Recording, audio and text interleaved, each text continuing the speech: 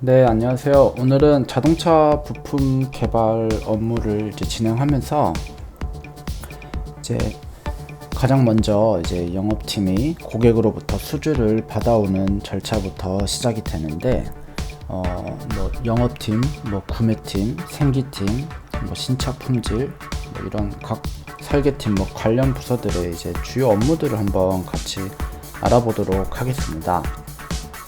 그래서 보통 영업팀의 1차 협력사 기준으로 해서 영업팀의 역할은 고객으로부터 수주를 받아오는 게 가장 중요하겠죠. 프로젝트가 진행이 돼야 개발을 하고 또 고객의 부품을 공급을 해서 회사의 매출액이 생기는 그런 구조가 되겠죠. 그래서 영업팀의 주요 업무로는 수주 업무가 일단은 메인 업무입니다. 고객사로부터 신차 프로젝트에 부품을 공급하기 위한 수주 활동을 진행을 하고, 고객사로부터 견적 의뢰를 접수받으면은 입찰 정보를 수집해서 수주 업무를 진행을 합니다. 그래서 수주 업무를 진행할 때는 예를 들어 설계팀으로부터 제품 사양 그리고 설계 관련 모든 사항을 내용을 공유받겠죠. 그리고 또 현대기아 자동차 같은 경우는 기술 5스타 관리 이런 업무들이 또 설계팀으로부터 좀 필요합니다. 그리고 시험평가팀 같은 경우는 개발 차종에 시험비 관련 투자비가 필요해요. 예를 들자면은 부품에 필요한 시험 장비, 그러니까 시험 기기, 그리고 또 지그 구입 이런 비용들에 대해서 투자비를 접수받습니다. 그리고 구매팀으로부터는 양산을 위한 금형개발 그리고 금형개발에 필요한 각종 투자비, 그리고 부품 공급 또는 신규 부품에 대한 견적 이런 정보들을 구매팀으로 받습니다. 그리고 생기팀, 생산기술팀으로부터는 설비를 생산하기 위한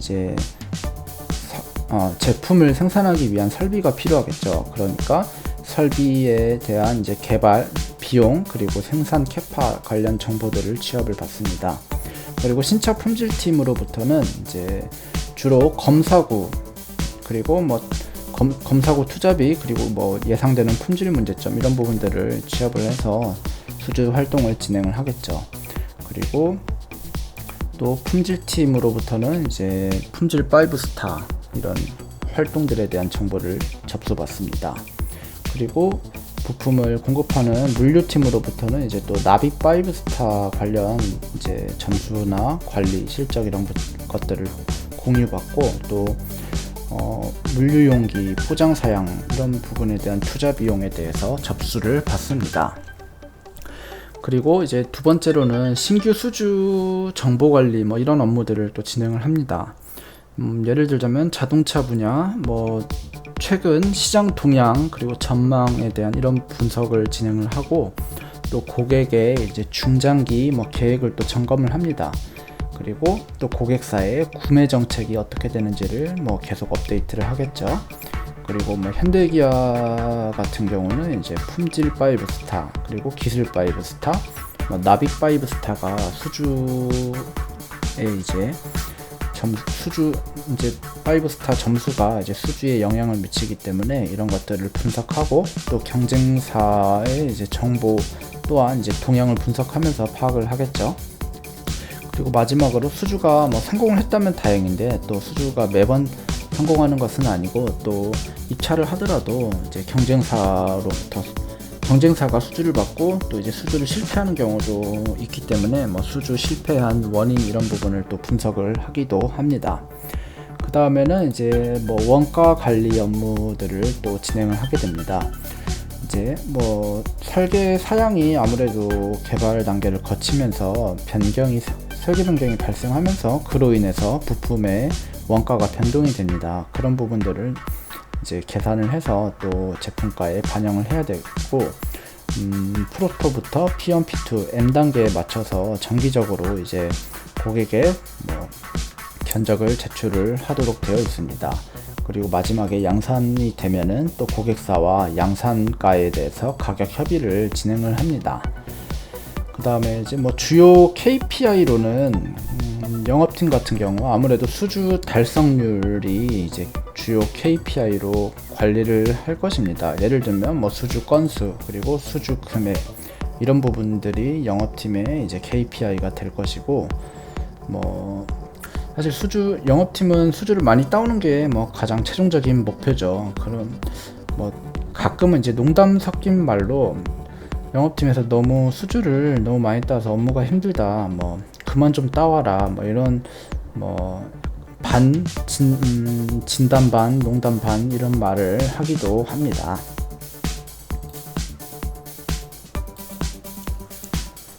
다음으로 설계팀 업무에 대해서 간략하게 보겠습니다. 너무 또 깊게 자세하게 설명하면 시간이 또 너무 과다하게 늘어지는 편이 있어서 이번 영상에서는 각 부서에서 하는 이제 간략하게 컴팩트하게 좀 설명을 하고, 세부적인 영상은 추가로 좀 또 만들어 보도록 하겠습니다. 첫 번째로는 SR, Sourcing Requirement 업무를 진행을 하죠. 그래서 고객의 업체 선정을 위한 절차를 이제 팔로우업 하는 업무를 진행을 할 것이고, 그리고 사양 제안서를 작성해서 제출을 합니다. 다음으로는 이제 과거차 문제점 관련 업무들입니다. 기존 과거 발생했던 차종에서 이제 제품에서 발생했던 품질 문제점을 이제 점검을 하는 거죠. 데이터베이스화를 해가지고 이제 신차종 개발할 때는 동일한 문제점이 절대로 발생해서는 안 되겠죠. 그래서 과거차에서 발생했었던 개선 대책을 이제 신차종에 반영을 시켜서 품질 문제점을 사전에 예방하는 활동입니다. 예를 들면 과거 차종에서 어떤 재질을 사용해서 문제가 돼서 재질 개선 사례라든지 아니면은 구조, 예를 들자면 설계상의 챔퍼 값이라든지 아니면 R 값을 잘못 줘서 기존 차종에서 작동이나 이음 등의 문제가 발생했다면은 그 문제점의 이제 개선 사례들을 데이터베이스화해서 앞으로 개발할 차종에는 동일한 문제점이 나오지 않도록 잘 관리하는 게 이제 과거차 문제점의 핵심 역할입니다. 사람이 이제 한 번은 실수로 잘못할 수도 있지만 그 문제가 이제 2번 이상 반복되면은 이제 아무래도 신뢰도 저하, 또 품질 비용 발생 등 여러 문제들을 발생할 수 있으니까 이런 것들을 사전에 검토를 잘 해야 합니다. 그 다음에 DFMEA 활동이 있는데 이제 잠재적 고장 발생의 기회를 줄이기 위해서, 그리고 또 제거하기 위해서 고장의 유형, 효과, 원인, 조치 사항 등을 이제 기록한 문서입니다. 관련 이제 CFT 인원들을 구성해서 활동을 진행해서 위험도가 큰 요인을 분석하고 이제 개발 품질을 향상하기 위한 업무라 보시면 되겠습니다. 그 다음에 벤치마킹 업무가 있습니다. 국내 또는 해외 경쟁사 제품에 대해서 분석을 통해서 기술 동향을 파악하고 신기술 분석 활동을 통해서 설계 또는 이제 개발 역량을 향상시키는 데 목적이 있습니다. 그 다음으로는 이제 디자인 리뷰. 디자인 리뷰는 이제 초기 설계 단계부터 발생할 수 있는 문제와 개선 내역을 확인하고 추가적으로 이제 발생 가능한 문제를 공유하고 조치 항목에 대해서 이제 점검하고 해결하는 활동이 이제 목적에 있습니다. 여러 사례들이 있다만 한 가지 예시를 들자면은 설계 담당자가 이제 플라스틱 사출 부품 도면을 이제 배포를 했는데 이제 해당 업체 2차 업체에서 이제 도면을 받고 검토를 하던 중에 언더컷 구조를 잘못 설계를 해서 이제 제품이 추출되지 않는 문제 사례가 있었어요. 그래서 그런 문제점을 피드백을 줘서 도면을 다시 배포해서 금형 개발이나 이런 부분을 진행했던 내용이 있습니다. 그래서 디자인 리뷰 또한 이제 도면이 디자인 리뷰도 또 한 번만 하는 것은 아니고 통상적으로 DR 1, 2, 3, 4 이런 식으로 각 단계별로 진행을 하는데, 이런 리뷰 활동을 통해서 개발 일정을 준수하고 또 퀄리티를 품질을 올리고 양산성을 높이는, 그러니까 구매나 뭐 품질 관련 부서들과 활동을 통해서 사전에 이런 개선할 도면의 완성도를 올리는 활동이라 보면 될 것 같습니다. 다음은 시작 부품 관련 업무입니다. 시작 부품을 제작을 해가지고 이제 실물로 점검을 하는 거죠.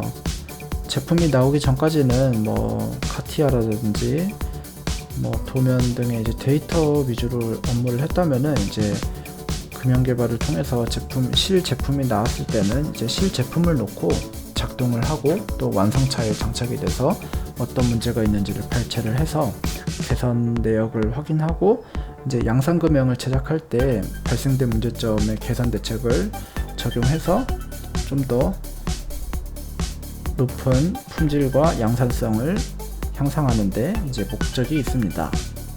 그래서 설계팀의 주요 KPI로는 이제 뭐 도면 배포에 대한 일정 준수, 그리고 뭐 개발 단계 때 발생한 설계 문제점의 개선류를 이제 뭐 주요 KPI로 볼 수 있을 것 같습니다.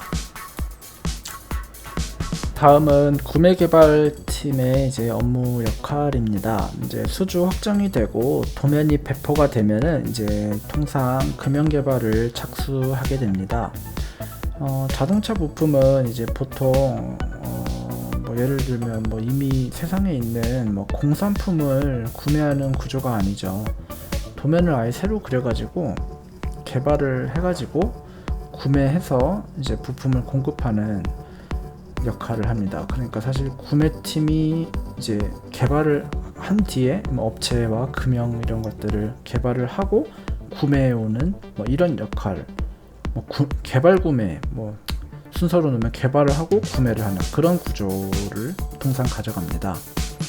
그래서 주요 업무로는 업체를 일단 먼저 선정을 해야겠죠. 도면, 이제 설계팀에서 배포한 도면을 가지고 몇 개 이제 업체에 이제 도면을 배포해서 단가를 뭐 비교할 것이고, 그 다음에 그 업체의 품질 점수, 그리고 뭐 품질 클레임 발생 실적, 그리고 뭐 그 업체의 공정 관리 능력을 평가하고, 또 개발 중간중간에 이제 기존 차종에서 개발 대응을 했던 이제 능력을 또 분석을 하고, 또 공급을 원활히 하는지 납기 실적 등 뭐 여러 가지 요인들을 분석을 해야겠죠. 그래서 고려해서 업체 선정을 진행을 합니다. 그래서 업체 선정을 진행한 후에는 이제 금형 개발을 착수를 진행을 하고, 그때는 이제 금형 사양에 대해서 협의를 하고, 그 다음에 뭐 마스터 플랜, 그러니까 금형 개발에 대한 일정표를 작성을 해야겠죠. 작성 후에 이제 부품 입고에 대해서 일정을 지속적으로 팔로우업을 하게 됩니다. 뭐 프로토 이벤트 전에 부품이 제대로 입고가 돼서 조립이 돼야 또 고객의 대일정에 문제가 되지 않기 때문에 부품 입고에 대한 일정을 지속적으로 팔로우업을 합니다. 그리고 또 개발 중간 단계 또는 이제 마지막 단계에서 업체에 대한 이제 공정 검사를 통해서 부품 공정 능력이라든지 이런 부분들을 세밀하게 분석해서 양산에 문제가 없는지를 이제 분석을 하고 최종적으로 피팝 승인 등을 진행을 합니다. 그리고 그 외적으로 뭐 이제 주로 이제 2차 또는 3차 협력사와의 이제 업무가 많이 진행되기 때문에 2, 3차사들의 애로사항을 이제 접수해서 또 나름 해소해주고 풀어주는 그런 역할이 필요할 것입니다. 그래서 구매 개발팀의 주요 KPI로는 이제 금형 개발 일정에 대한 준수율, 그리고 부품 납기에 대한 뭐 준수율, 이런 부분들이 주요 KPI로 설정될 수 있을 것입니다.